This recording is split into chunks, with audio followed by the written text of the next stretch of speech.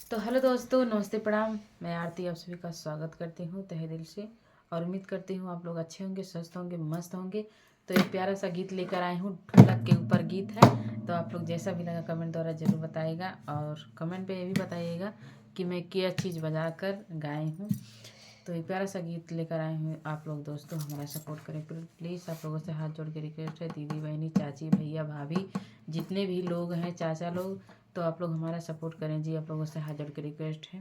तो चलिए मैं सुनाती हूँ कि चुपचाप काहे बैठल बाड़ू अखिया झुकाई के, चुपचाप काहे बैठल बाड़ू अखिया झुकाई के, अखिया झुकाई के हो, अखिया झुकाई के, चुपचाप काहे बैठल बाड़ू अखिया झुकाई के, चुपचाप काहे बैठल बाड़ू अखिया झुकाई के। कि सुन लाए दीदी बहनी हो, सुन लाए दीदी बहनी हो, कहिले सुनाई के, सुन लाए दीदी बहनी हो, सुन लाए दीदी बहनी हो, कहिले सुनाई के। चुपचाप काहे बैठल बाड़ू, चुपचाप काहे बैठल बाड़ू